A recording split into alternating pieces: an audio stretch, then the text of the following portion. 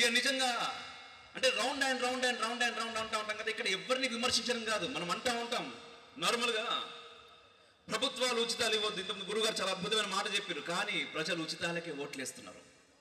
ప్రజలు ఉచితాలకే ఓట్లేస్తున్నారు.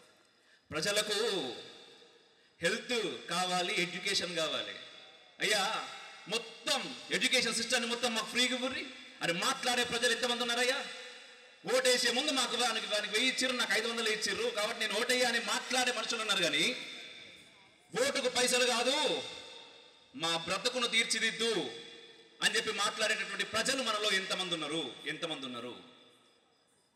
ఇది మనం గమనించుకొని ఎప్పుడైతే ఉచిత విద్య, ఉచిత వైద్యం ఈ రెండు మనం అడుగుతామో చాలు, మిగిలినన్ని మనం సంపాదించుకుంటాం. మనం గతి లేకన ఒకటి పోయింది. రెండవది గురువు గారు వచ్చిర్రు, వేద గురువులు వారు. ఫస్ట్ ఏం మిస్ అయింది మనకు? సంస్కారం.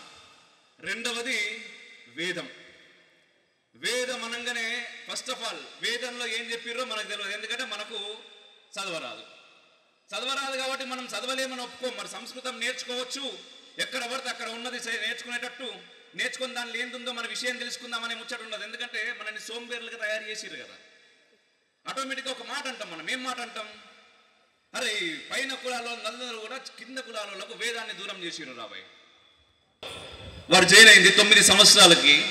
12 సంవత్సరాలు వేద పాఠశాల నుంచి బయటకు రాకుండా వేదాన్ని అధ్యయనం చేసి 13 సంవత్సరాలుగా వేద గురువులుగా పిల్లలను తీర్చిదిద్దుతున్నారు. అంటే వారి జీవితం మొత్తం వేదానికి అంకితం చేశారు.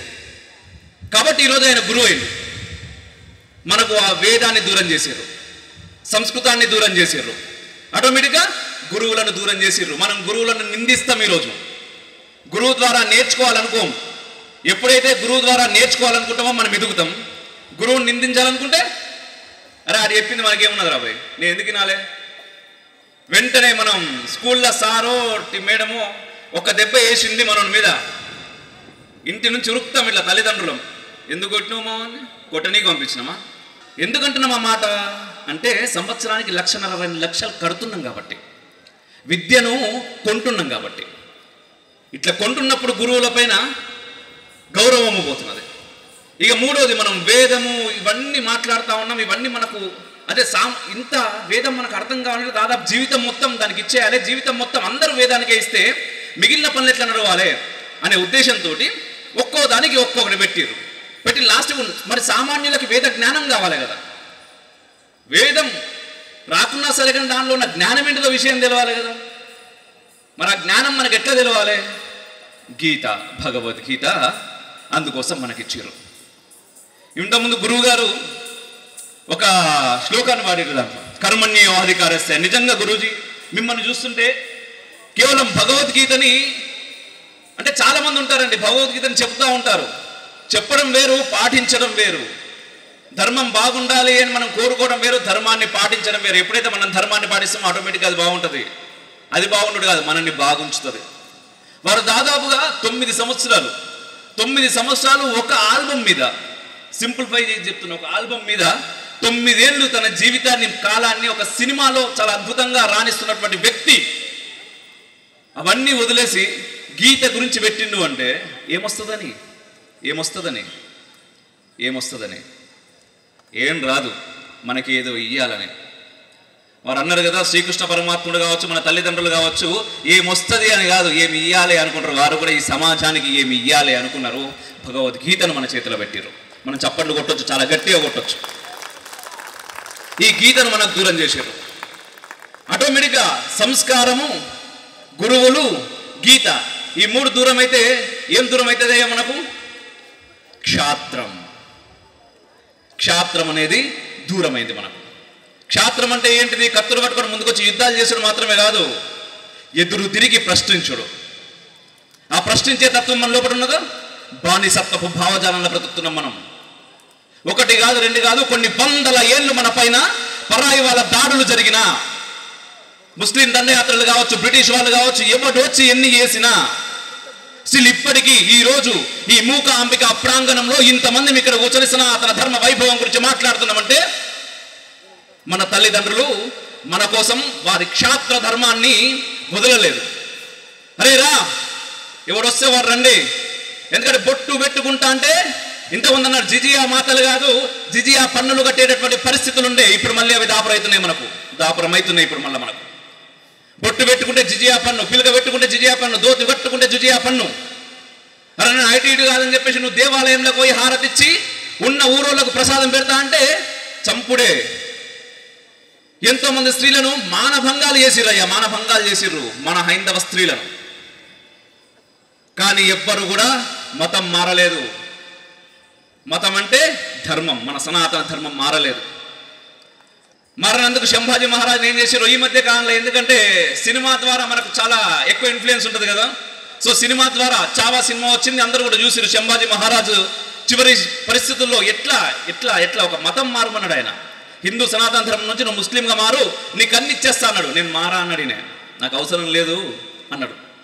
ప్రాణాన్ని తృణప్రాయంగా వదిలేసింది ఆయన.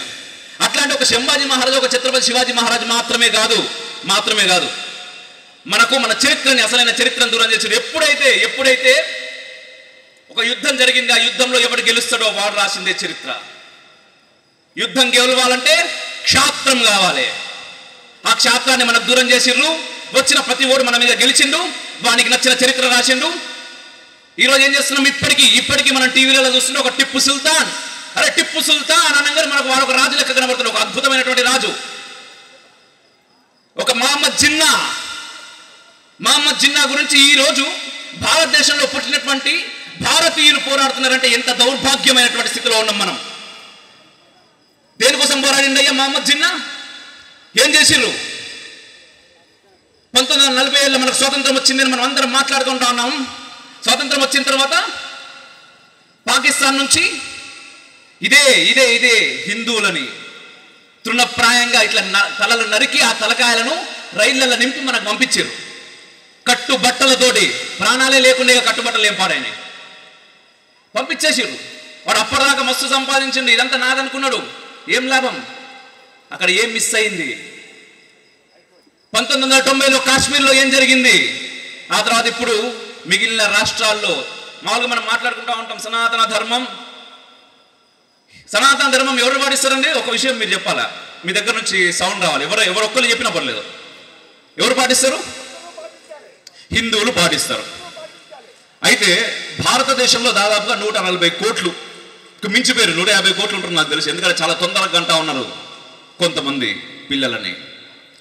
అయితే ఆ 140 కోట్ల భారతీయ జనాభాలో దాదాపుగా 2011లో జరిగినాయి మనకు జనాభా లెక్కలు. ఆ తర్వాత కరోనా రావడం చేత జనాభా లెక్కలు చేయలేరు.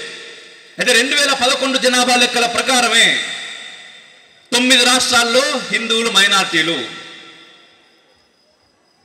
సో ఇంకా ఎక్కువ కాలం పట్టదు మనం కళ్ళు తెరవకపోతే. సనాతన ధర్మం మీకు ఏం కాదు, ఎందుకంటే కేవలం మనుషులతోటి కాదు సనాతన ధర్మం. అండ్ ఇది కాకపోతే ఏమున్నది, అమెరికాలో ఇప్పుడు గురువు గారు పోయినప్పుడు అమెరికాలో మొత్తం ఇలా పాదాయ వందనం చేసుకుంటా ఉంటారు జనాలు. ఇట్లా వేరే దేశాల వాళ్ళందరూ కూడా మన వైపు చూస్తూ ఉన్నారు, ధర్మం తెలుసుకునే ప్రయత్నం చేస్తూ ఉన్నారు. మనం ఏం చేస్తున్నాం? మన ధర్మానికి మనం దూరం అవుతున్నాం. మన ధర్మానికి మనం దూరం అయితే మనం దూరమైనట్టే. రిఫ్లెక్షన్ మానిటైజేషన్ పోయింది అండ్ ఇంకో స్ట్రైక్ కూడా పడ్డదన్న విషయం మీకు తెలిసిందే. అందుకోసం అని చెప్పేసి మనం రిఫ్లెక్షన్ న్యూస్ క్రియేట్ చేసాం. At the same time reflection pro అని ఈ 2 ఛానల్స్ కూడా క్రియేట్ చేయడం జరిగింది. రిఫ్లెక్షన్ న్యూస్లో ఆల్రెడీ రెగ్యులర్గా కంటెంట్ వస్తుంది అండ్ రిఫ్లెక్షన్ ప్రోలో త్వరలో మీరు ఊహించినంత కంటెంట్ వస్తుంది. సో ఈ 2 ఛానల్స్ని త్వరగా సబ్స్క్రైబ్ చేసుకోరు. ఎట్ ద సేమ్ టైం ఇప్పుడు చేయబోయే వీడియో మీకు నచ్చినట్టయితే లైక్ చేయరి, షేర్ చేయరి, సబ్స్క్రైబ్ చేయరి, కామెంట్ రూపంలో మీ యొక్క అభిప్రాయాలు తెలియజేయండి. At the same time monetization లేదు కాబట్టి ఆర్థికంగా కూడా మీ సహకారం నాకు చాలా అవసరం. మీరు పంపే రూపాయి కూడా నాకు చాలా పెద్దది.